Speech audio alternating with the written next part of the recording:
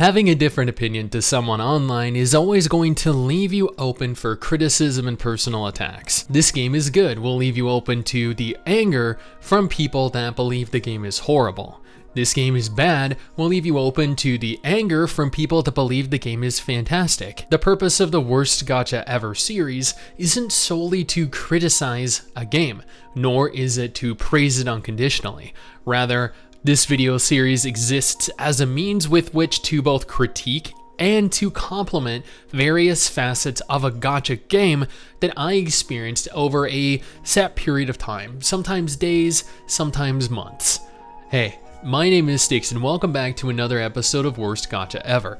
If you enjoyed this series, make sure to like the video, go ahead and leave a comment, subscribe to the channel, hit that little bell notification because YouTube told me that if you don't, well, you're not going to be graced by the gacha gods. Oh, and make sure to check out the last episode in this series at the end of the video. Before we go any further though, I do want to give a quick shout out to all of our patrons over on Patreon. While this channel is technically monetized due to the nature of a lot of the content, Patreon allows for me to at least make something off of these videos, so kudos guys, you guys rock. Alchemy Stars is a grid-based tactical gacha RPG that admittedly shares quite a few similarities to Arknights. This is a good thing. Arknights is one of my 3 favorite gacha games. Both titles have a very strong core focus on the strategy aspect of their gameplay. In Alchemy Stars, you'll deploy a group of 5 units onto a single grid filled with several different elemental tiles. Each elemental tile directly corresponds with an element, evidently, and each of your heroes possess an element to match. The key to securing victory is to make correct use of your environment, maximizing your movement, increasing damage output per attack, and attempting to line up an adequate route for your targets. Alternatively, you could just do what I did, circle the grid aimlessly, hoping you don't run out of turns before everything dies. I know that there are a few of you out there, probably more of you than you'd like to admit, that shared the same playstyle with me. Alchemy Stars is a pretty simple game. It's a chapter-based anime RPG, and as of July 15th, I have successfully completed a total of 7 chapters. Each chapter has a set number of episodes, along with several side episodes that are unrelated to the story overall, and can safely be ignored if you're trying to rapidly reach a certain point. There's quite a bit of story present at times before and after each episode.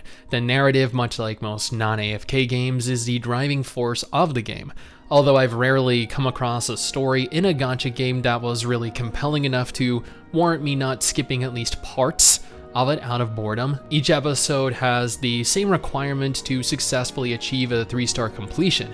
1. Clear the stage. 2. Have a minimum of 50% HP left at the end of the battle. Not 48%, not 49%. 51% on the other hand is acceptable.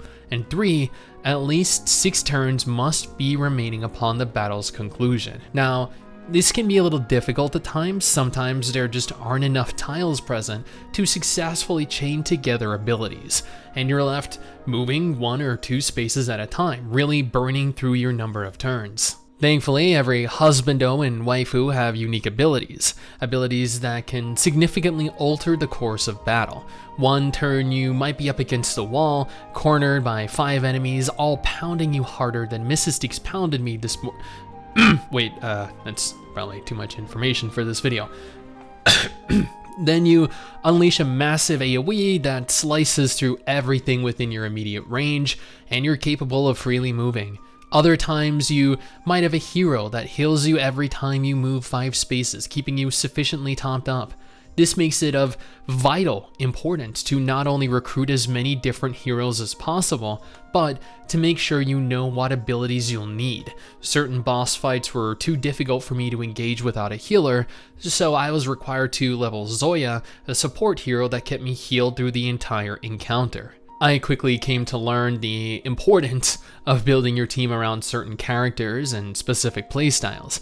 Having too many close-range fighters meant that I couldn't hit targets on the other side of the map, which would leave me wasting several turns just attempting to reach them. Long-range abilities and grid-wide AoEs like Sikare's Starry Crypt quickly became my favorite abilities. Being able to use a cross-shaped ability shooting out in 4 different directions that also placed down green tiles for me to abuse? Hell yeah. And Leona's Blazing Funeral? Man. Maybe I just got lucky with my 5 stars, but I don't think I could have had a better team to introduce me to the game. Speaking of heroes, yeah, I had a full team of waifus. Why wouldn't I? Everything about waifus are better than husbandos. They look better, they look... Okay, you know what? I like how waifus look. Don't act like this is in any way surprising news to you. Thankfully, there are a surplus of ways to upgrade your heroes. From their character screen, you'll notice that they have an equipment tab, a breakthrough tab, an ascension tab, and an upgrade tab. Clicking the equipment tab, you'll be taken to a menu that allows you to upgrade not only your equipment skill, not actual, like physical equipment, just to clarify, and your abilities at certain levels.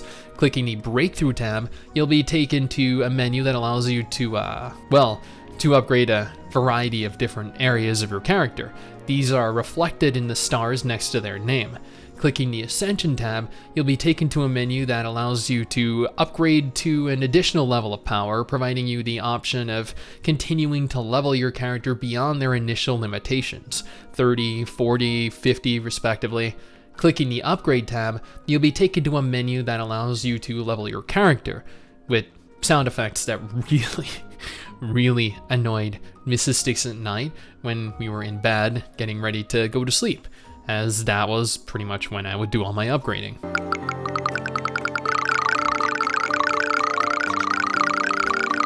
Every husbando and waifu also had an affinity with you.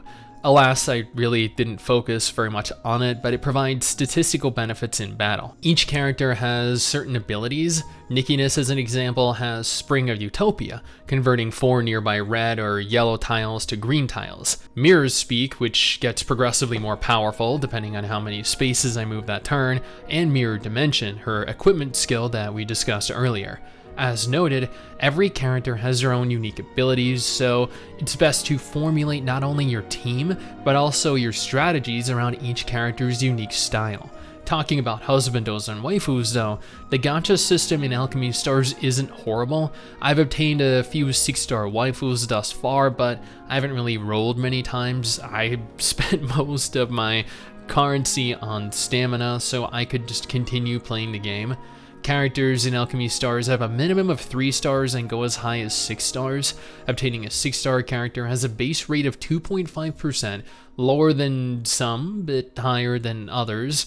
I can't really complain too much, as much like Arc Knights, Alchemy Stars has a pity system that works by slowly but progressively building up a higher rate the more you unsuccessfully obtain a 6-star hero. Now, I feel like when discussing gacha games, I can omit certain features present in pretty much every single gacha ever created, right? Like daily login rewards, daily and weekly missions that provide you currency or items that aid you in playing the game. Which then leads us to, what do you actually do in Alchemy Stars? Sure, you know, you can pursue the main story, you can engage the same enemies repetitiously as you continue to clear story-related content, but there's gotta be more to the game than that, right? And there is. First, I'm going to talk about what I believe is one of the coolest functions present in-game, the Cloud Gardens.